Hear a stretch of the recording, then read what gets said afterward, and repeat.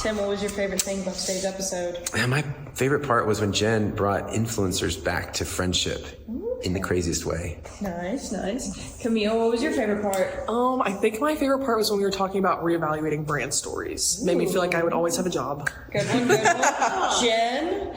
My favorite part was actually when Camille was telling like the real truth about what it's like to look for jobs right now, because I think it's such an important issue that affects all of us. Look at you being so educational.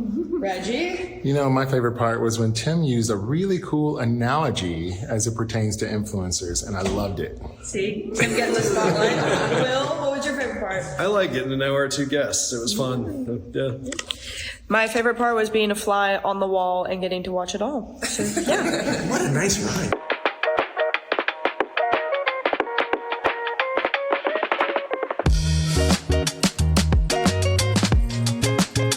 Here comes the clickety-clackety. No, we're getting into a good topic. Hopefully it's uterus. Enjoy this. Come on, Beaks. We're doing episode 11.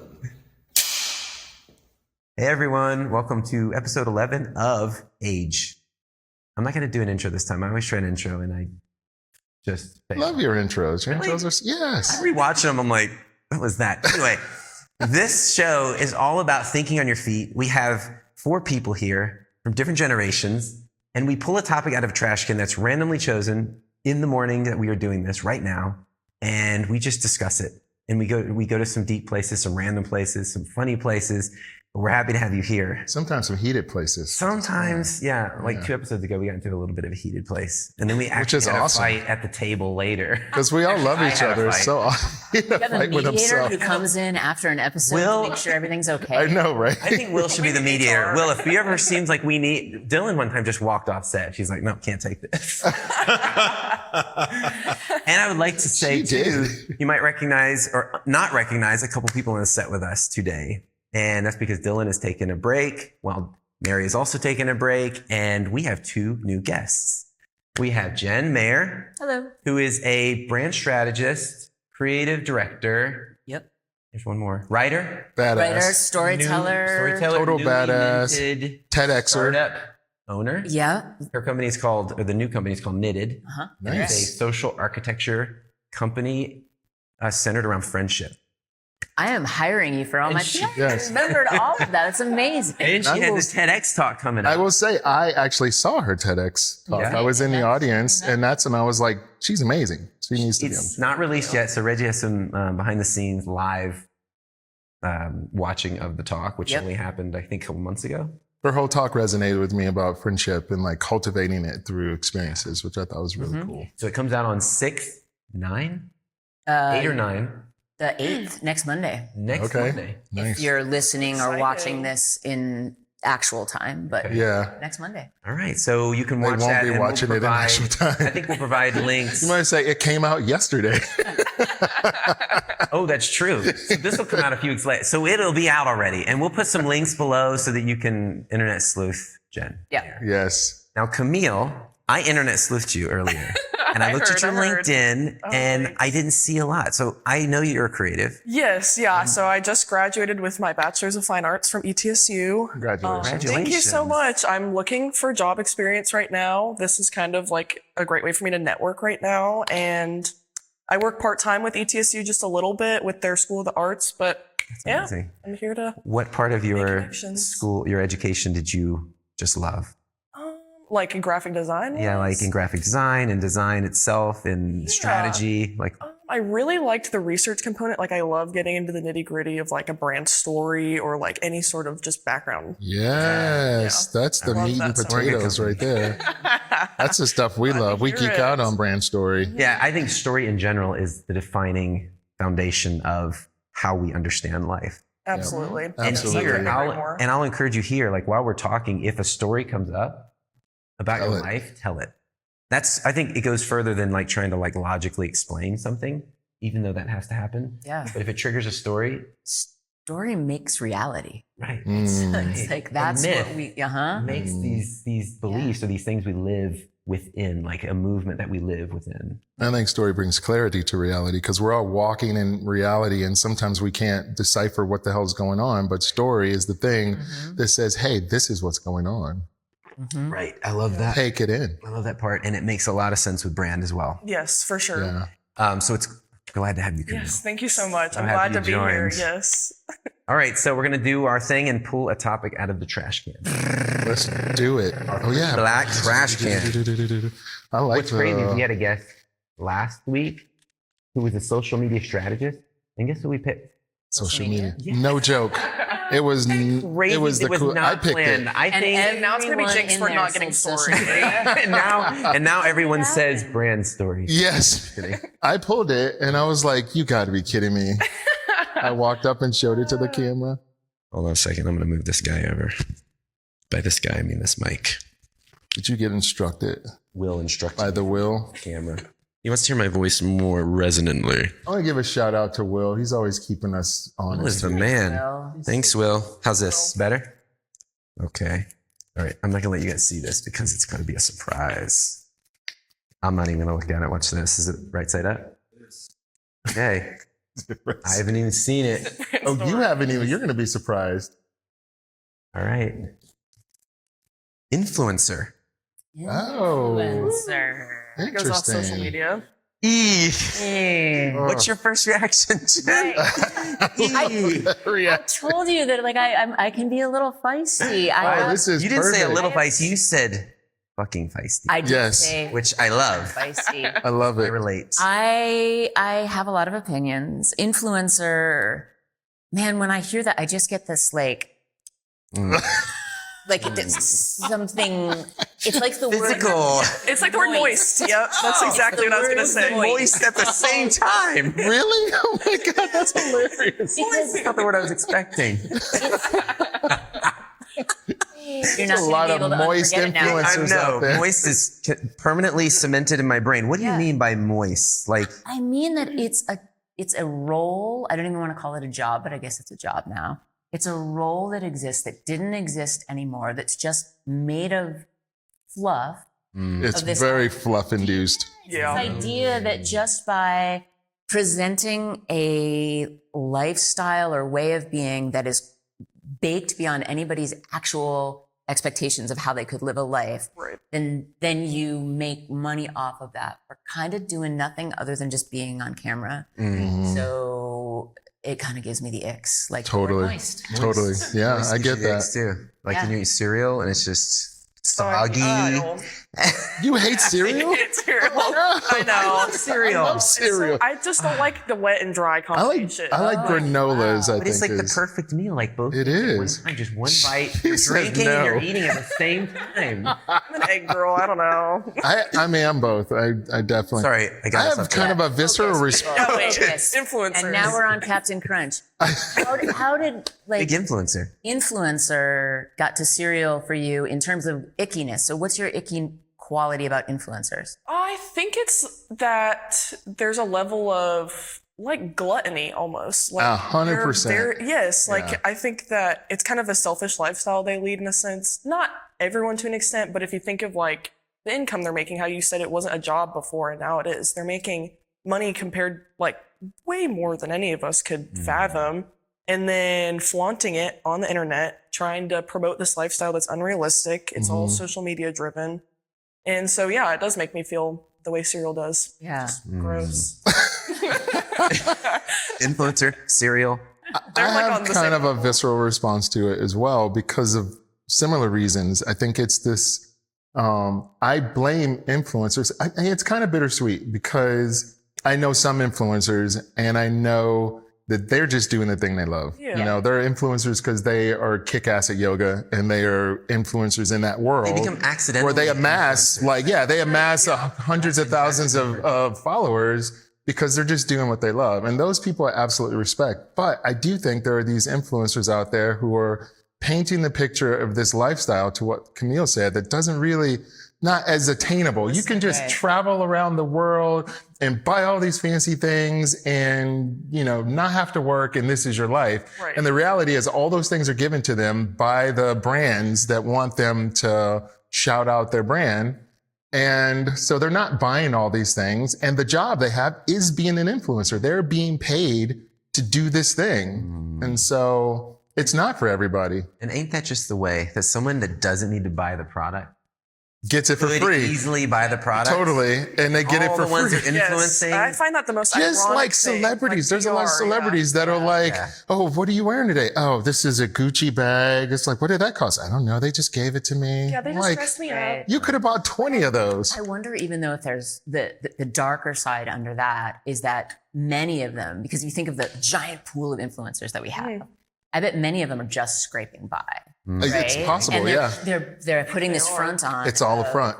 You know, how much they're getting and how much they're doing. And Right. like they really need that more than the celebrity does. Yeah. Yeah. So I Well, that's a good wonder if the word influencer, if like that's a red herring, like if there needs to be another word for the people who are doing the thing that they love and sharing it. Right. That's a category. 'Cause they're not It doesn't influenced. have a word. It's like- That's a good And point. then there's influencers. It's someone Yeah. passionate that has an influence Yes. Yeah. versus an influencer trying to have an influence. Yes. Yes. Yes, That's yeah. a good point. One's a faker and the other's a maker. One's actually doing the thing. Ooh, and it rhymes. Faker and a Do you think maker. influencer has anything to do with the numbers that they have following? Because what if Definitely. these small creators are not necessarily considered influencers, and That's that's why true. maybe they're like in the green, like they're Yeah. good, they're fine. But then these people that have more numbers behind their name, they have more. It gets to their head more, I guess. And I'm sure you get to a point where all you're thinking about is those numbers. Like, Yeah, oh, I've got totally. 500,000 You're followers in now. Oh my God, analytics. 500,000 people know my face and know who I am. And I'm sure because of the human condition, it's going to mess with you. It's, Okay, it's let's gonna- take a vote. How many of us remember life before influencers?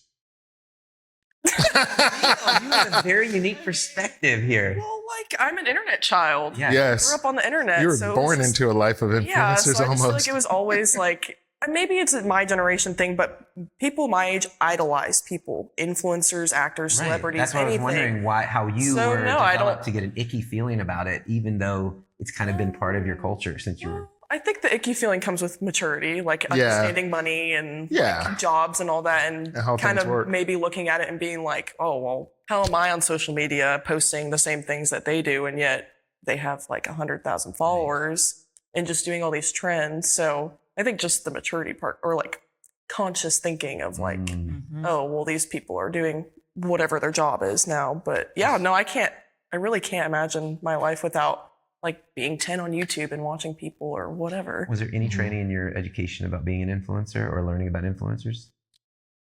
Not training to be an influencer, but maybe partnering or like helping support and things part like of that. marketing. Yeah, marketing for Yeah. sure. Yeah. That's what it's usually. Every job has like a path Mm-hmm. to becoming, and I don't know that influencers have like. We're going to take the Influencer 101 course. I think I mean, you some probably can buy that online. I was going to say, I think That's some probably influencers do have That's a that. Patreon. Yeah. I have an issue with this subject because I do have an issue with this false front, this acting as if you have and you have not, because I think it puts a lot of pressure on everyone to be at this same level. And it kind of makes a group of people who are like in the in crowd and those that are in the out crowd. Yeah. I'm not totally It's like high sure. school all over again. It is. And it does. I think it is intentionally made to where it touches on some trauma that we experience.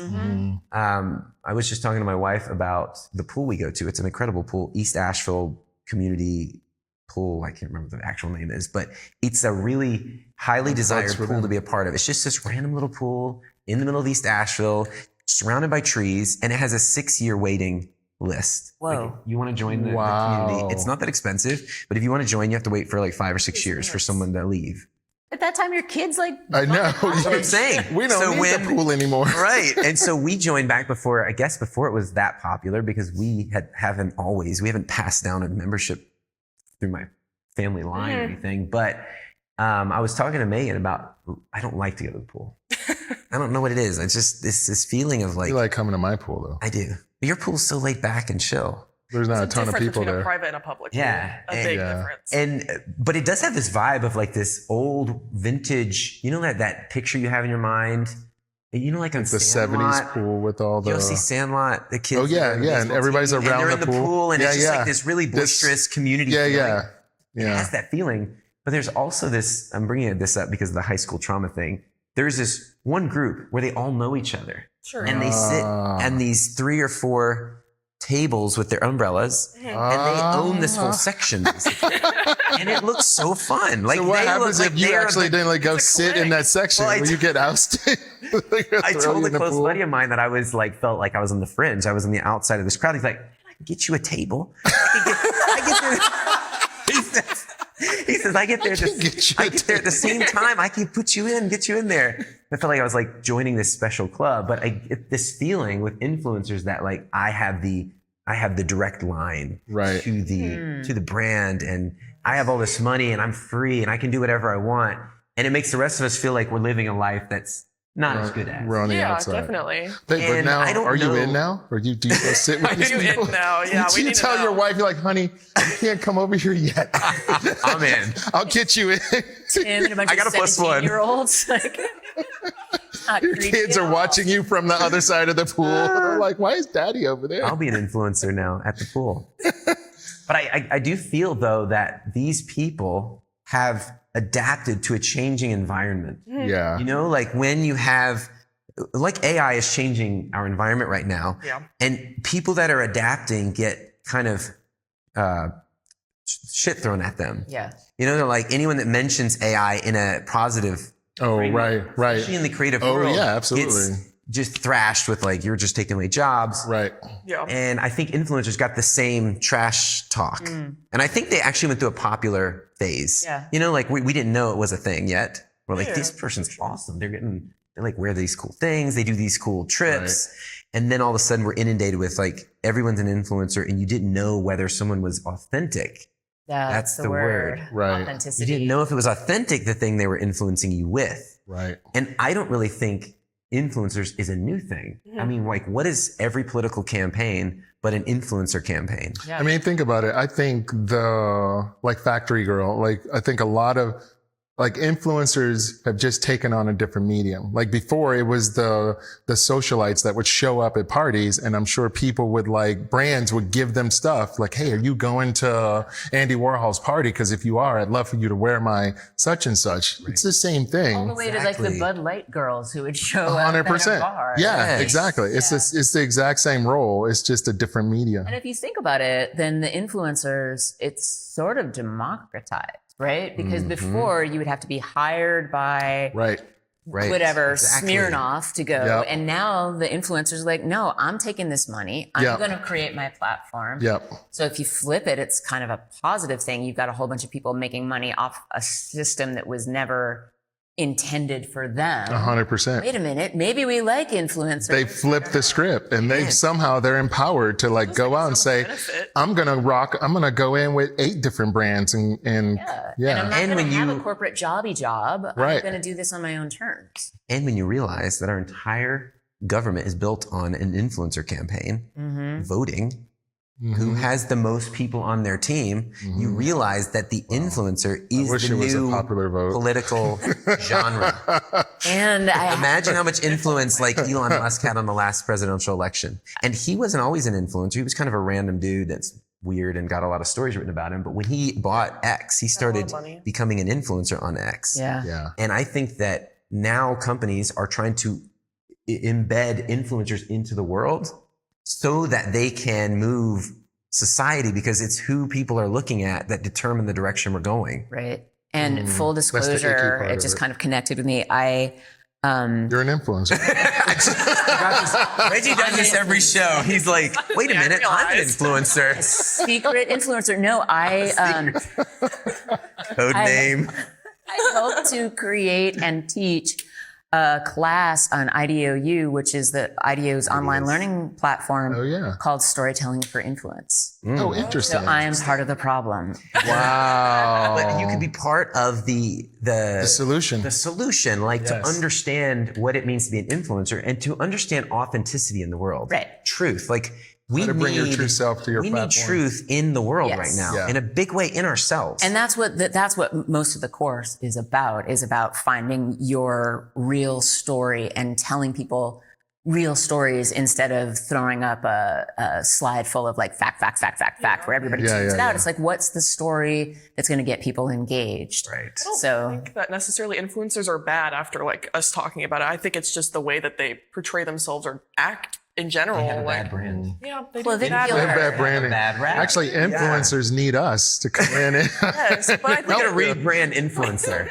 But it goes with the authenticity. Maybe that's our If niche. they were more authentic, if they were more authentic, Right. then they would have more like influence in a sense, but it'd be more positive. Right. Not Yeah. This negative, idealistic life How that they're difficult living. do you think it is, Camille, to be authentic in this world on camera? I mean, the internet's social media driven. I think it's very difficult, and people find it easier to have a mask on the internet than it is to be authentic. Right. Oh, yeah. And I don't know. People find it scary to just be human and show flaws. It could be scary, and I think it is fear, because there is a statistic that the number one fear is like public speaking, Really. even above death. So it is a very Wow. intense fear. You think more people, there are some people that are more afraid of speaking in public than yeah. Wow. They'd rather I'm die glad I'm more Yeah. afraid than of death than speak in front of public people. Man, I'm glad I cracked that one. speaking. Yeah, right. Jeez. Same. But also, I think that there's this element of, I think when it's there, it's hard to determine whether or not you're feeling fear or whether you're feeling intelligent in that you're protecting a part of your life that maybe shouldn't be out there. Yeah. I think there's a difference between privacy and authenticity, though. Right. Yeah, Yeah, that's right. true. Yeah, how do you balance privacy and authenticity? Yeah, That like is a you don't have to really- share your whole life. Right, You don't have to exactly. be like, I'm married, I have kids, I have a dog, I live here. But like, you could be like, you know, like, like, look at me. come see my house. That's a Just scary know that thing. I'm real. But no, Just they could share what you're going to yeah, share be like, authentically. This is my day-to-day life. Without Like, the veil. What's missing for so many influencers is the why, right? And we're bringing it back to brand, but like The story. there's not often, I think, with people who are just influencers for being an influencer's sake, a why that's driving them to share. Whereas another one of my TEDx presenters this past year, amazing woman named Ashley, who talks about hosting dinner parties. Yeah, that was And awesome. she's an influencer. She is teaching people about like how to host. She shares recipes, like does this amazing stuff, but she's got a really deep why. And she's talking about like bringing people together across divides, how to do it without, feeling intimidated. Like she's really focused on why that's important to her. And that makes her feel like a different brand of this kind of influencer, if I'd even call her an influencer. In a sense, she is a different brand. Like she's, Yeah. She's a new type of influencer.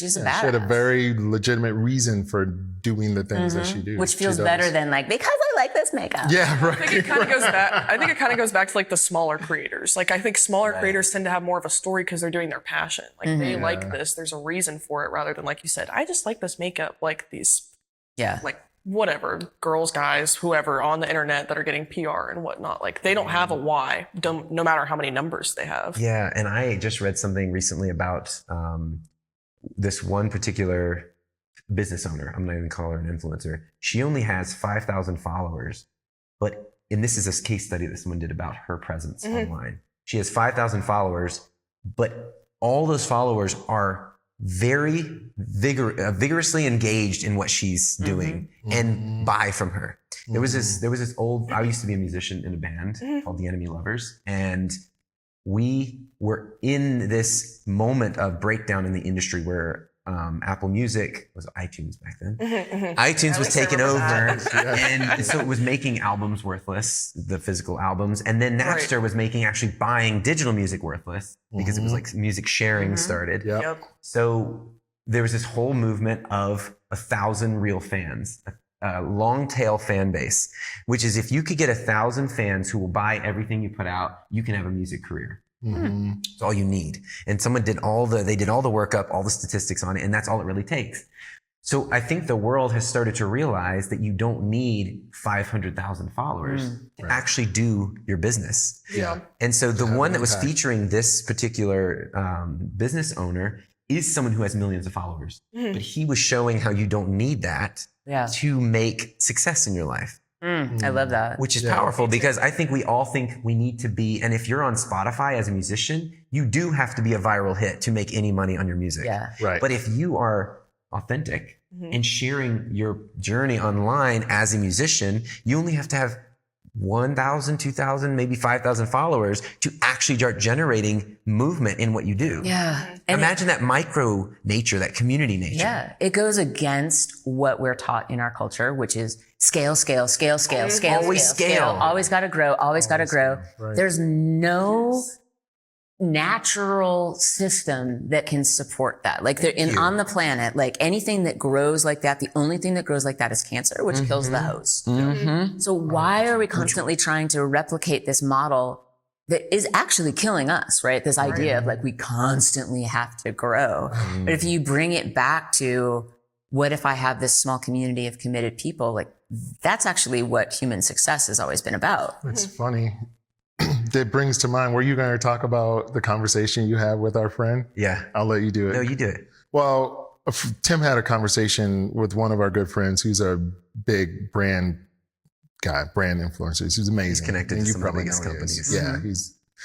Yeah, and he said the days of the big brand agencies that have like 40, 50 employees, 20, 30 employees are fading out because it's becoming harder and harder to support that many mouths. And he feels that the agencies that are actually going to be more successful moving forward are the ones that are very agile, that have like 2 to 3 different, creatives in-house, and that's it. Like if you're growing and trying to scale, you are fighting a losing battle. Do you have anything to add to that? It's just that growth at all costs. It costs in general. It is, there's research on this right now where it's the first time in, I'm trying to remember the date at which they started this study.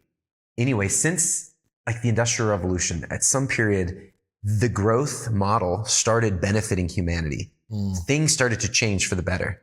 Like in leaps and bounds better. And it did that until like a couple years ago. And the research is just now showing that the growth at all costs model is not benefiting us anymore. The graph has started to drop in what benefit it's bringing to us. And so I think people are obsessed with it because it's worked for so long. It's kind of like capitalism. People are obsessed with capitalism because it's worked. And we're a very big, and I would say that there is an outside perspective that we're a very rich nation. I don't think that we're all experiencing that richness at all times. I don't think so. I think a lot of us are struggling. A lot of us out there are struggling. But so capitalism has worked for so long. People think capitalism is good, but you don't realize that sometimes you have something for a moment and then you move on to something else that can work. It's not just supposed to be forever. Because there is evolving. Evolving. There's no creature that is what it is forever without change. No. Those creatures they die out. They die out. So I think that there's something to this, and it's hard to say this in the business world. Like if we're going to bring this to a business perspective, we run a branding agency here in Asheville, North Carolina, and if you go to a client and say, "Listen, I don't think it's wise that you scale right now."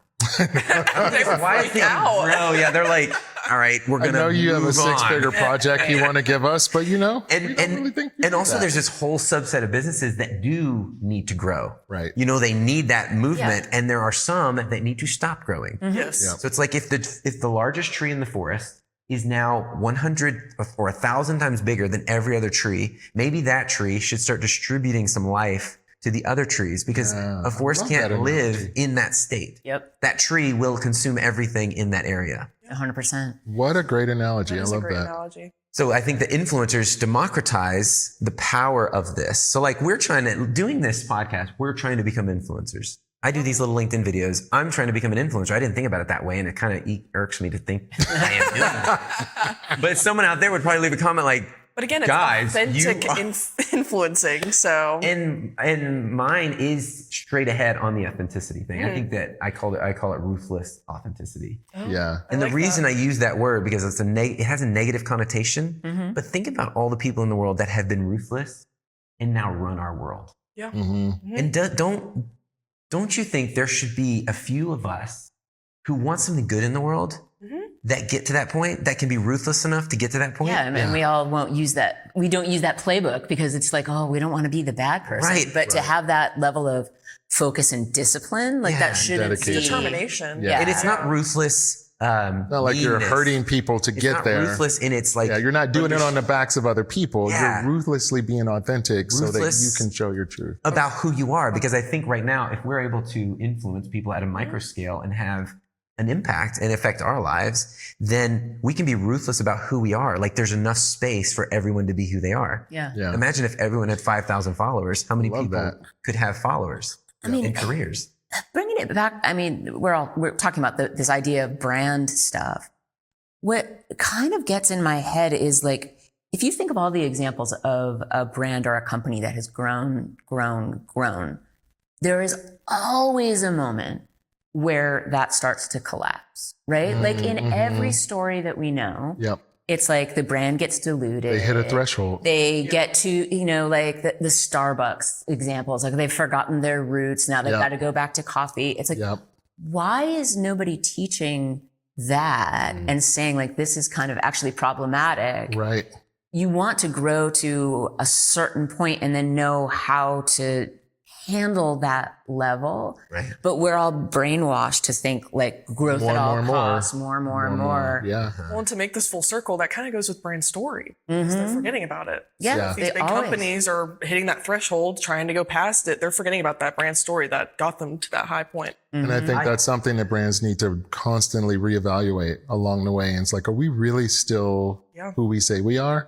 Because if we're not, we need to like make some adjustments. Yeah. And it's okay to change. Right. Story. Right. It's okay to change, but like, and that's what it is. It's like you get to a point and you check in. It's like, is this still who we are? Totally. Or do we need to rewrite our story? I always compare this growth predicament. It's kind of a little bit of a predicament, I think, with all companies. I compare it to a person. So like if you were to tell a baby, you don't need to grow. That would be very unhealthy for that baby to just like stop growing and like an infant pooping his diaper. But so like there is a point at which your outer growth, you grow as a child and as a teenager, you're growing and your body's changing and you're getting stronger and then at some point you're not getting bigger anymore because Right. that would be weird if you're Right. like 20 feet That's a tall really and all good point. lanky. Yeah. But you start growing deeper. Wonderman. You know, you start to. I mean, Tony Robbins actually had a brain tumor, and that's why he's such a big man. So he grew abnormally. Wait, who is this? Tony Robbins. Oh, that's Because why I he's said so big? some people grow past the point where they Yeah. should just stop growing. Yeah, that's Yeah. why he's so big. He said he had a brain tumor. Oh, that's And crazy. it caused him to grow beyond what he was a tiny kid in high school. Whoa. Anyway, bring it back I to the had no point. idea. To grow until you're the size you're supposed to be, Right. the person you are, and then you grow deeper. So Yeah. companies don't realize they can grow deeper. Yeah. You can grow deeper in your values, in Yes. your passion, in your desire, Yep, in yep, your yep. Your vision. roots start to grow. Right. Yeah. And it's not like you're getting bigger and consuming more. You're actually just getting wiser. Yeah. And you're in the industry differently. I suspect that comes down to who has a place at the table, Mm. right? So, and who has the strongest voice at the table. If you're in the C-suite and you don't have a strong voice for the brand, if you don't have a strong voice for design, if you don't have a strong voice even for like ethicists and poets, like that when you think about some of these tech companies right now who talk about they've got like, oh, their chief ethicist and blah, blah, blah, blah, but they're not the ones who have the power. They're just writing papers and creating, the cover that they've talked to somebody. But if you have a board of directors or you have a C-suite that has people who are relentlessly or ruthlessly focused on this story and this authenticity that has enough power to make that happen, then you would think that you would get brands that would grow in smart ways, like the brands that we all... There'd be incentive. Yeah, there'd be incentive and there'd be almost like checks and balances. Yeah. Because I think right now there's no checks and balances. It's just That's a really good shareholder return Yep. and grow so we all make money and pay It's the like you need CEO. like a judge in the back being like, nope, that's off brand. Yeah. Oh, Yeah. I would love that. Do you know who that Right? judge is right now or the judge is becoming? Oh, I don't, maybe it's a new job opportunity. I don't AI. know.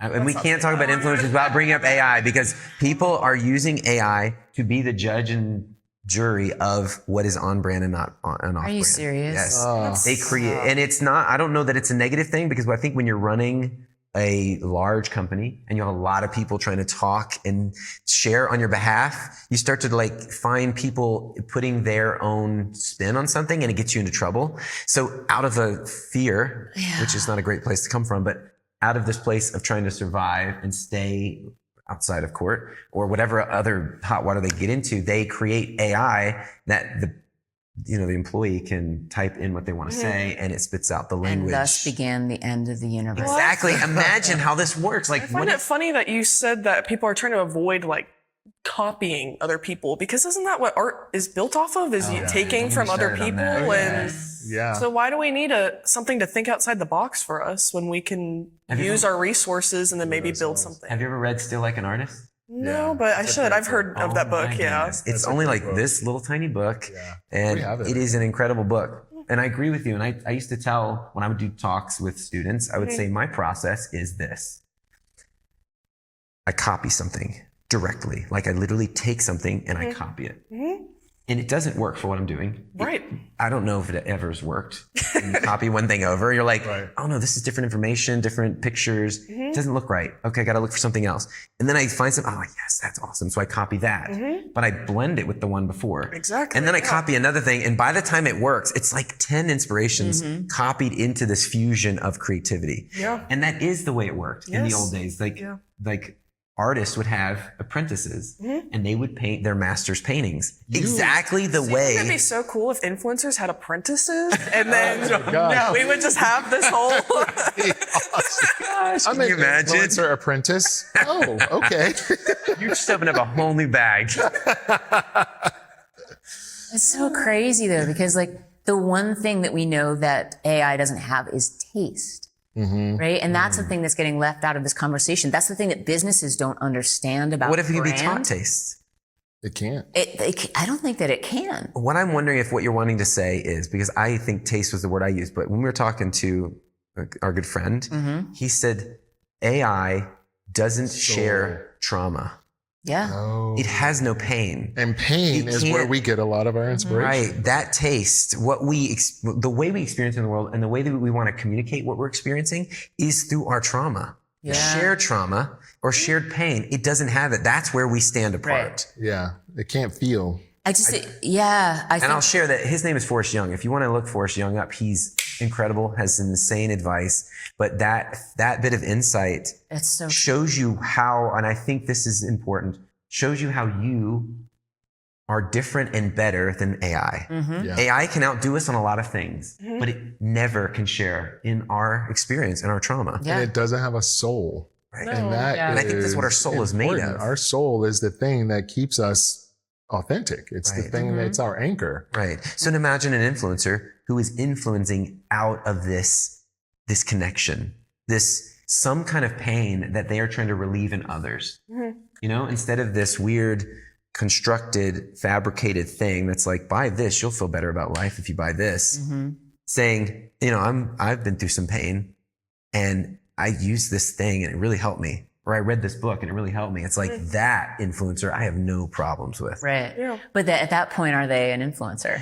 I don't know, but I guess living that's the advertisement. definition. What is the definition? Yeah, because if that person is saying, I had some pain and this really helped me, can you trust them? Because they're getting, as an influencer, they're getting That's a paid really to tell good you point. that this book or this balm or whatever it I think is. that would be the point of an influencer, is to influence you to buy things or interact or any sort of thing. But So trust. whether it's I do think that is Trust is an where important factor here. that's it. I think influencers fall off in the fact that that they're trying to sell you something. And I have a overactive bullshit meter when it comes to somebody trying to sell me something. As soon as I start talking, if I detect that this is going, even if they start telling some sniff it. authentic story, I'm like, And nope, I'm out of here. I'm just seeing Will's edit right now. Overactive bullshit detector.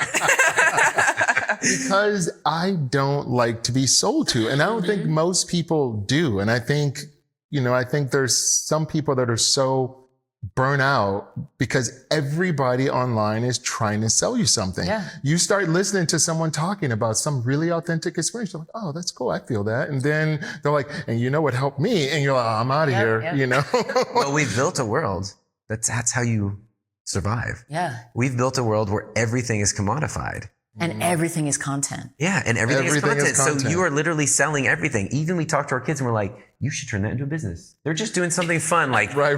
making little drawings. You should make that should a make- business. Yeah. You Like, could sell these and no. make a career. And they're like, no. Okay, so this might be getting too down into the weeds, but Nope, you my can go into the weeds. niece was going to a school that I will not name in the Northeast. And their whole thing was about being a school that teaches you practical skills for the workforce. Even though it was a liberal arts college, and they all had to have like businesses, and they're 20 years old, and she was getting stressed out because like she didn't have this successful business, and I'm like, why does everything have to be About hustle culture? business. Right. Can you not just go and learn how to learn, read some great literature, take an anthropology class, Find what you love. Yeah. Find what you Somebody that really affects naturally your are drawn roommate, to. and move on? Right. Like, Right. Absolutely. Right. I agree. And I don't know 100%. where we started thinking everyone had to have their own business. Yeah. Yeah. Because that is an insane amount of pressure. And I know that for, we're speaking now having experienced all this, but there is a freedom there. But I think it's also a lot of pressure. So much pressure. And you don't have a world to go into and learn under like apprentice. You don't have an Not apprenticeship. everybody wants to be a business owner. Right. So why would we Yeah, force no. them down that path? That's just insane.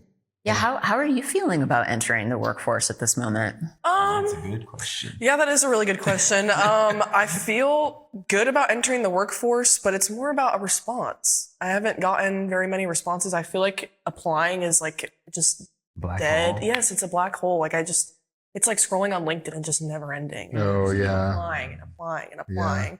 And I've even reached out to like some HR specialists and whoever's posted the job posting, and it's Right. still like a black hole. Like I just hear Crickets. nothing. So it's worrying to some degrees, like the hustle culture, and like I don't want to work my ass off just to go die at whatever old age. Like Right? it's just that like I want to have fun in my life and my career, and I know I'll Yes. get to that, and I'm fine with working now. But yeah, I mean it's You can do both. yeah. What, I really die hope I and have can. fun? Yes. No.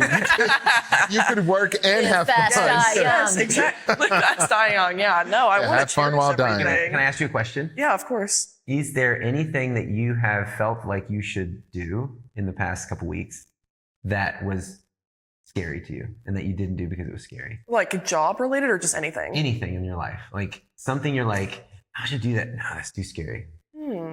Well, I mean, I've had quite some changes. I just moved out of my parents' house. so That's there's- huge. Yes, You I did the know. thing. Thank Congrats. you. Yes.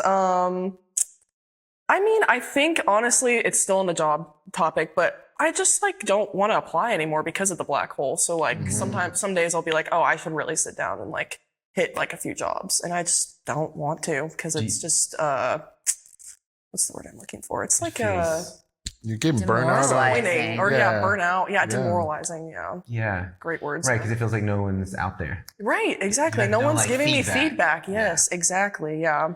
That also is, I think, a nature of or a direct result of our world becoming overly virtualized. Like we have become so used to like doing everything in this digital world that we forget how to like be human. Yeah. Like somebody totally. takes the time to apply for a job, like at the very least, send them a response and say, hey, Yes. got your resume, got your portfolio, we'll be in touch.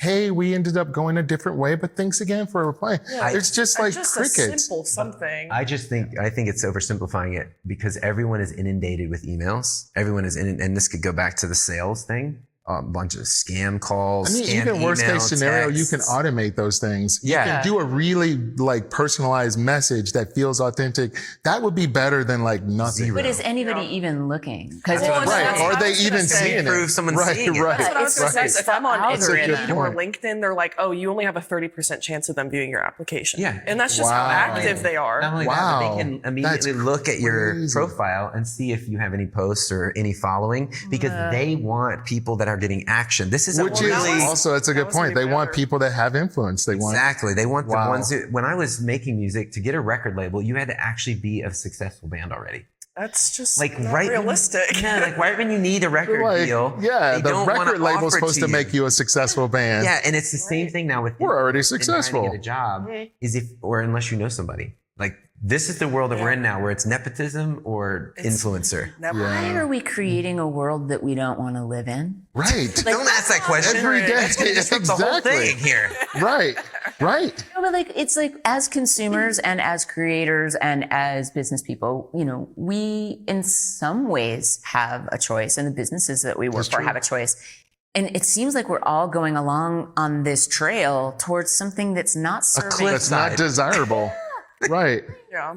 Like lemmings. Doing this? Or even one thing I was going to say about the job hunt is I feel like I have to be like this influencer, this big like star artist. And like sometimes I just feel like me being like from small town Asheville and even just applying to other places in Asheville, it like doesn't compete with like maybe someone who went to like Juilliard or like RISD or whatever. And like, I think that that's also like a point to influencers is like, if influencers can do something really well, that's great, but they're one in a million. So like to find realistic work, your expectations have to be higher or lower based off of that. So I think that kind of contributes to the black hole a little bit. I had a good friend who's passed away now, but he taught me about community. And community is built on spheres of influence. That you're in the middle, imagine yourself in the middle, and there's spheres of influence around you. Yeah. Imagine 3 rings going out. The middle ring are people that are really close to you that you speak to on a weekly basis. The second ring is like monthly or a couple times a year. Sure, yeah. And the third one is very rarely, every couple of years you'll talk to them. If you map out who's connected to you naturally, not online, not with some bullshit LinkedIn algorithm, map out who's connected to you, and then make a vision for yourself about who you want to be more connected to. Like the way you're here today, how did you get here today? Through Dylan. Dylan, how did Dylan get to you? Through AIGA. Right. So you see how that warmth passed through. So now you're speaking to 2, 3 successful career creatives. You're at the table sitting here with us through your network. That is going to be way more effective than trying to just like throw stuff out into the, 'cause I really think it is a black hole. I don't think I don't think you are experiencing something that's because of you. I think it's what the system is. It's a black where hole. we are right now. Yeah. So if you see someone like Dylan is a part of probably your inner ring or maybe your second ring. Sure, yeah. So if you put Dylan on that ring and start to map out other people that you're like, they're important to me. Even the one that you've spoken to, maybe you had one opportunity to speak with someone that's popular or famous. Like I remember the first time I met Michael Beirut, one of my favorite designers. And I had pizza with him because this guy who was teaching me about community introduced me to him, and I hugged him. It was weird. I met him and I couldn't do anything. I couldn't do anything but hugged him. And I was like, later I texted him. He called security. I was like, sorry about the hug. And he said, no, hugs are good. And that made a big impact on me. Yeah. And so when you map that out and you say, you know what, that person, I really want to know that person more. How can I bring them closer into my network? Yeah. It is not network like Icky network, like I'm going to a networking thing and give my business card out. It's literally like you have a natural community network around you that you're not acknowledging because social media has put this thing in your face like, you know, you need to advertise here. But what's happening is we're realizing with this black hole that we've created that we can't really rely on it. Yeah. It is a place where we can mass communicate and kind of mess around, but to make a difference, to grow and to go somewhere in your life, you're going to have to figure out who the network is that values you. Right. That's the point is we value you because Dylan valued you because you guys met at AIGA. There's a string of value that threads through all of this. Yeah. And it does make me feel good. You're here in this conversation because of that network. So I think that's a very important thing to put your time into versus these billionaires running these networks, they don't want you to find a job because then, I mean, maybe they do. I'm not going to say that. I'm not going to, but they want you online striving and trying to make a difference. Yeah, they're not thinking about you. Right. Yeah, they just want not you as an act- they just want you They're act- not invested in your success. No. They want you to sign up for the pro account where you get to see who's looking at your profile and you get to sleuth and try and get your way in. But most big projects come because someone knew you. And the truth is that people want to help people. Like when you make a one-on-one connection with somebody. Oh, yeah. Like I probably talk to somebody every single month that has reached out to me and said like, hey, can I grab a little bit of your time? Often I talk to people who graduated from the same college as me. Yesterday I had coffee with somebody who I didn't meet at TEDx, but who had just reached out and said, I had an idea that's kind of similar to yours. Can I talk to you about it? Oh, I love that. And we had the best conversation. And I wound up giving her some thoughts and advice that she really liked. And now we might be buds. Yes. And that made me feel good because I was able to help somebody out. And I think people Like a good book. We genuinely might be buds. want to help people. I think so too. I will say, Influencers are missing. They're missing that human connection. Yeah. And I think it does ostracize them and silo them off into their own fake world. Yeah. And maybe it's more misery than it is. I do have a good friend that lives in Nashville, and she used to post things on Instagram and got really super popular, just blew up. And now she's not. She quit. And I was like, why did you quit? You were doing so well. And she said, because it felt like everyone knew her, but no one knew her. Oh, yeah. People would walk up to her. Oh, Reggie's going to the bathroom. And she felt strangled by it. Yeah. And she couldn't go anywhere where she really knew someone. Yeah. But they all acted like they knew her. Like people would just walk up to her like they knew her. Uncomfortable. Yeah. So I do think that, Like stalker. right. That's no good. That's not good. I used to write a restaurant review blog way back in the day. And this is not in any way an influencer I like thing. that. Influencier. I'm an influencer. But what I wound up giving it up because it felt like I couldn't enjoy food anymore. Because everything became my work and everything Recording became it and photoing it and talking about it. I had to analyze this meal and have something clever to say. And I was like, I got into this because I loved going out to eat, but now it's not fun anymore. Yeah. And so I don't want to do it anymore. I just left my job. I was a line cook for 4 years at a country club. Yes, I made fancy food, but that's how I felt leaving. I was just like, I'm so burnt out. Like I loved this as a side gig and like doing it through college, but yeah, you just get burnt out, tired. Yeah. I know. I kind of worry sometimes that if I do anything, if I put myself into something really intensely, that I'm going to get this experience and then be attached to it and known for it and then not be able to change it. But I don't think that's true. I think you can change. Yeah. I think you can change your career. Yeah. You can It's not always change your easy. niche. No. What are you going to do at this university? I forgot to say that Jenn is previously at IDEO. I was at IDEO. Yeah. Yep. And now I'm kind of working on my own. I had a small consultancy for a couple of years. Now I'm on my own and then also founding Knitted, as you mentioned before. That's awesome. Yeah. What in the university class that you're going to be teaching? Not teaching in a university class. I mean, the IDEO University. Oh, IDEOU. Yeah. That's a continuing thing that started when I was at IDEO. It's a storytelling class. Were you part of that, the creation? Because I remember when IDEO launched there. Yeah. It was one of the first classes that got created because it was such a huge need for people to tell better stories, mostly at work. So it's like sort of a professional development thing. Yeah. And it was a really interesting process because I had to break down what I know how to do. Not like, oh, I'm so great, but like I know how to do your naturally. process, I had to break down my process and then teach people who that doesn't come to naturally how to do it. Yeah. And that was a really interesting process in and of itself. And so that it could be replicated. And now I'll go to sit down and create something and I'll do the thing that I taught other people to do that I never used to do on my own. I'm like, oh, actually would be really helpful if I did this thing and it helps me out. So IDEO, we filmed that now 10 years ago and they run it, it's video, and then they have live community that works with that. That's amazing. But if you want to learn storytelling, you can also just reach out to me directly and then I'll get paid for it. I like that route better. Do you feel like the influence of storytelling is demeaning its power or its effectiveness, or maybe its sentiment?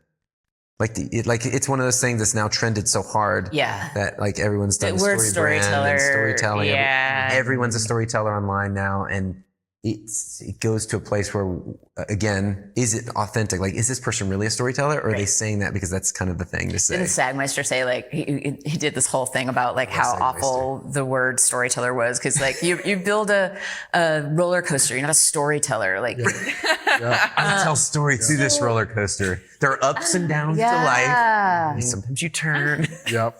I'm of two minds about it because I do think people get really stuck in their heads. We are all storytellers. Oh, yeah. We go out to dinner and we sit down at dinner and we're like, oh my God, you're not going to believe what happened on the way to work today. And we tell a story without any problem at all. And some people are good at it and some people are less good at it, but everybody can do it. Yep. Then in a professional context, you sit down and it's like the tyranny of the blank page on your screen, and people freeze up, and it's really, really hard for people to do it. So I think unlocking people to say everybody's a storyteller is a good thing. Yeah. It doesn't mean everybody is talented. He's good at it. Yeah. And that's the thing, I think, where it gets really tricky, bringing it back to AI, bringing it back to some of these tools where you're like, oh, everybody's a storyteller because you can just put it into ChatGPT and you get a story. It's like, well, you get a story. Right. It doesn't mean that it's good. Doesn't mean that it's And good. so the missing piece of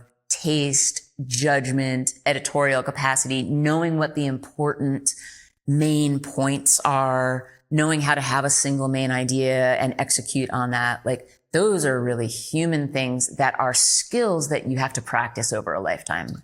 I would even say is when you were saying earlier that you would, part of your creative process is finding something and copying it, and then finding something else and copying it and merging the two. But also the human element there is you knowing whether this was good or not. And that's the thing that I don't think AI can do. AI will, you're like, hey, I want something like this, or whatever. It'll take all those things and slop it together. And like, here you go. Except you were looking at it and going, that's not good. I would say from a personal perspective, and I want to speak for anyone who's using AI or have tried to use AI to write emails and messages, because I think there is a fear that you're going to say something the wrong way or not be clear. And when I first started using AI, I was using it to write my emails. I'm like, oh, this thing writes way better than me. That's what I thought. I'm like, this thing's awesome. I sound like I'm like the best writer CEO ever. And I used it for a while. And then I worked with this guy, and he was sending these emails, and they were so well written. And at first I didn't get it. I didn't like put it together. And I was like, man, this guy's like, he's good with words. I don't know why I didn't like put this together first. But then I was like, shit, this guy's using AI on me. And I felt like a little bit slighted by it. I was offended. I was like, we know each other. Why are you using AI on me? And that's a funny way to put it. It might be a verb. Why are you using AI on me? I got AI. And so I started not using AI. And I'll say this for you as you're coming into your career and as you're trying to put yourself out there, that who you are and how you communicate is part of you. Part of your rhythm. Part of your authenticity. It's part of people getting to know you. I think that there are times when you can make an email clearer if you got like 15 points and you need them to be organized. AI can help you with that. But the thing about relationship, which is how we get work, which is how we move through the world, is you can't build relationship behind something writing and trying to be you. But the consequence right now, and I'll say this at the same time, the consequence of saying the wrong thing is so intense right now. Like if you go on LinkedIn and you're trying to be your authentic self and you say something like, I think influencers are icky. And a bunch of influencers jump on board and they're like, this person has no idea what she's talking about. She's an idiot. Cancel her. Cancel The consequence immediately. of that opinion and that thing is great. So there's this decision we have to make as to whether or not the consequence is equal to the truth. I think there's a balance. I think you ultimately, and this is what I would say to you, Camille, is write using your own voice. Just do the thing. And if you're gonna use AI, use it to say, hey, check this out. Is there anything here you point out? And you can take or leave what it gives you, but you are starting with your own authentic voice. But if you were to write, let me push back on that. If you were to write to me, knowing me, like after this podcast, and you were to write to me in AI, I would not know where you are in your journey. Oh, and that's what I would mean. not know It's your not pacing. her. I would not know your You're getting to know AI. If you talk to me in the way you talk to me, I would know where you are and how I can connect with you. Yeah. You see what I'm saying? If you come at me and you're speaking in AI CEO language or AI creative, you're a creative writer with 15 plus years experience and you know how to get jobs with agency owners, and then you write me that email, I'm not going to have a clue as to how you fit in. Yeah. No, that's a really good point. I don't know you. Yeah. I'll hear some weird bullshit pulled from generic sources. But if you reach out to me and you're like, hey, I'm Camille. I would love to have a meeting. And even if there's awkwardness or weirdness, I know that this person is this person. Yeah. And It's real. And there's grace. It's real. when you talk to It's your real, warm. and it's her voice. Like, you know that Right. there's some continuity between what you hear when you talk to her versus what she's writing you. Right. So there is continuity there when you finally meet them, but you also have grace and warmth in that community Yeah. versus trying to put something out to someone you've never met. Yeah. Mm-hmm. You see what I'm saying? That's where I think AI is confusing us. Yeah. It's like Because a warm invite versus a cold invite. Yeah. definitely. Yeah. And people think, well, if I just write the perfect email, I'll get the job. But you don't realize that you're going to have to go through levels of interviews and relationship building that will unravel the thing that AI tried to make so easy and like your ideas are so great. And it makes this flattery happen that confuses us about where we are. Yeah. And so back to that network thing, if you figure that out, if we all figure that out, because I forget that we can choose who we want to be connected to. You know, it doesn't have to be like some kind of like a star has fallen and now we're connected to this person. But you can like say, I know this person, I want to connect to them more. Yeah. I'm going to call them and see if they want to do coffee, or I want to like And you go to a want show that them they're doing. to know the or- real you. Like, Yeah. people like us who are industry creatives who've been in this for so long, people know our voice. People know. And so we can't just start using AI to do our billing. Like, Yeah, and now, like with kids, I have doesn't 3 feel like kids. Reggie has 4 kids, and do you have? I have a dog. I'm a child of 4 as well. Nice. So You're a child of 4. I'm That's a a child kid. of 4. So when you have kids that grow up in a time when everything you do can get permanently recorded, yes. that is a scary place because there's no grace for them to be stupid. Yeah. We are all stupid. We've all been stupid. Oh, yeah. Just in some And we get cases, it we got had forgotten. do-overs and Yeah. people forgot about it a Stupid week things. later. I did wrong things. Now I it did lives stupid forever. things. Yeah. There's a Polaroid of my stupidity hidden somewhere. Right, right, That's right. fantastic. Right. But you'll never find That's an but it's artifact that's not worth out in finding. the world. Oh my gosh. Right. So there is this fear right now, this consequence that it makes it scary to experience your wildness, your Yeah. Well, on the humanness. topic of influencers, I think those like simple mistakes that are so scary to make, that's exactly why cancel culture is a thing. Like Yeah. someone makes, Yeah.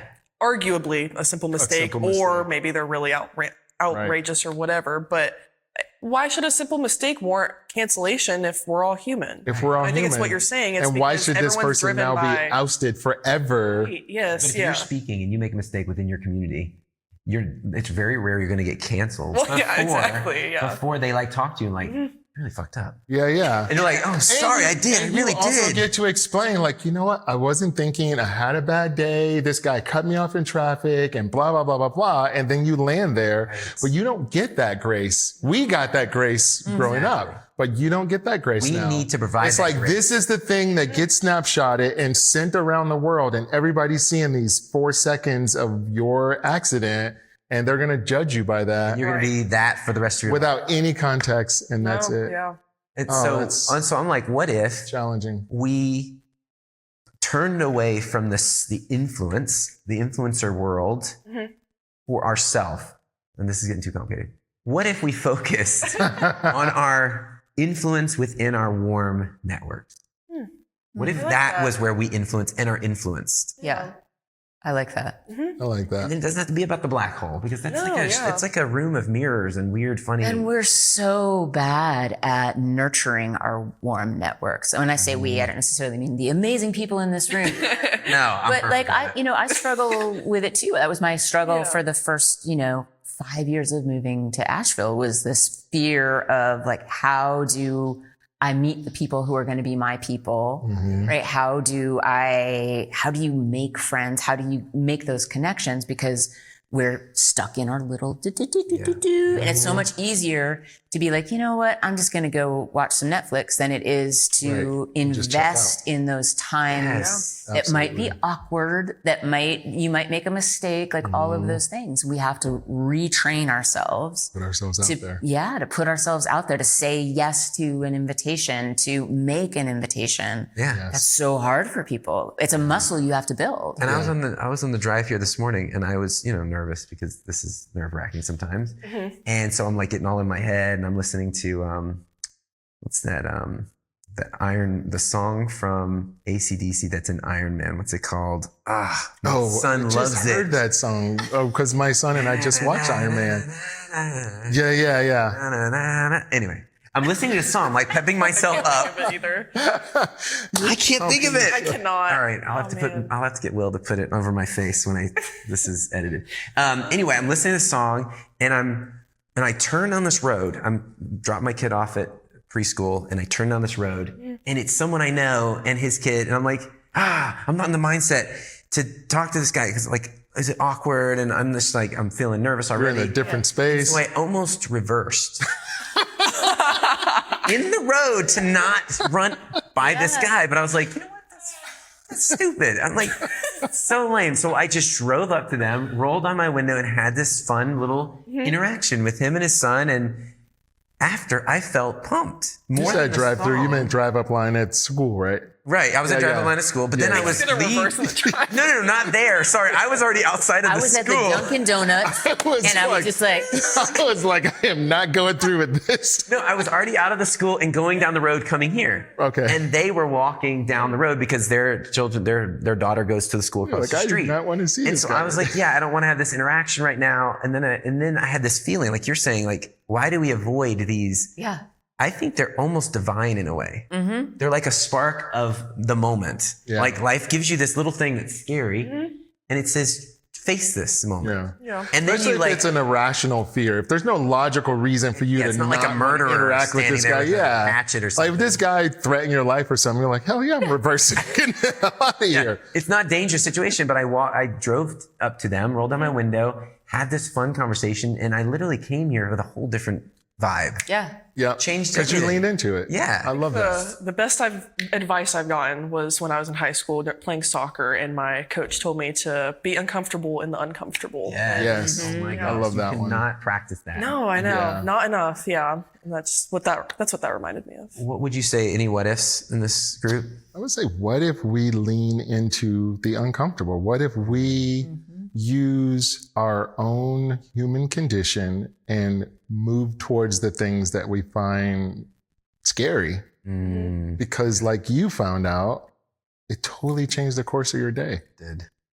What if we influenced towards friendship and relationship? Here we go. Yes.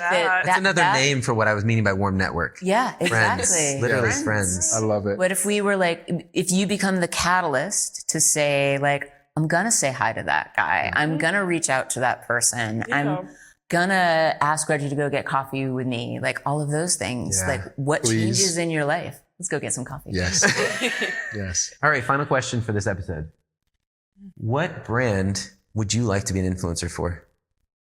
Oh, I know. Ooh, man. Banana Republic. Banana Republic. Yeah, baby. That's good. Yeah. Rivian. Ooh, that's a great one. That brand has That's me in their such a great band. crosshairs. Yes, that's such a Do great. you know that Forrest Young we were talking about? He was head of brand at Rivian. No way. Yeah, Yeah, for a few years. You go first because I don't know one. I don't know either. I think I would do something in music or like production, something like that. I know that's not a brand, but Oh, I love can't that think of an one. exact. I'm just going to say the one that comes to my mind because it relates to a past story. No, I'm not going to do that. That was not right. Now you got to tell us what it was going to Yeah, be. now It was you- going to be story. North Face. Oh, I North love Face. North Face. Yeah, Good one. But I need a car, so maybe it should be something like Rivian. I need a car. Rivian, if you're listening. I know. What's Jen and another? I would love to influence Yeah. What's another? Land Rover. Huh? No, not Land Rover. What? Oh, Land Rover. Yeah, that's a great. That's a like great that one. brand. I love Land Rover. Land Cruiser. Toyota Land Cruiser. All right, I'll be an influencer for Toyota Land Cruiser. I'll just There you drive go. down the road like. I could see you getting out and looking stoic outside of your car, looking out towards the mountains. On the and shit. moors. Yeah. Oh my. This has been really I fun. know, yeah. That's been Yeah, fun. this Been has great been having you fun. both on. Thanks so much for having us. Yes. Yeah. Thanks for being here. Can we stay here permanently? Yeah, just this is your spot. I'm actually not. Yeah, For yeah. the rest of the day and watch you work? You don't have to go anywhere. Just hang out. All right. I've got an observation window to my. Perfect. Perfect. I'm You're gonna- doing it wrong, Reggie. All right, I'm going to send us off. For those of you that watched all the way to this point, thank you. Yeah. Definitely wasted a lot of time, and we appreciate that. It's a high value, your time. Thank you for being here. We appreciate you. Bye-bye. Bye. All right. Drop You your gotta mic get that photo. on your seat. For the wheel. Thanks for listening. This podcast was created and developed by our hosts, Reggie Tidwell, Tim Scroggs, Mary Green, and Dylan Garcia. Very special thanks to our guest hosts, Jenn Mayer and Camille Curl. Produced by Mary Green. Live production and editing by me, Will Kennedy. Graphic design by Dylan Garcia. And set design by Megan Scroggs. Today's episode is presented lovingly by 40 Hearts, creators of enduring value.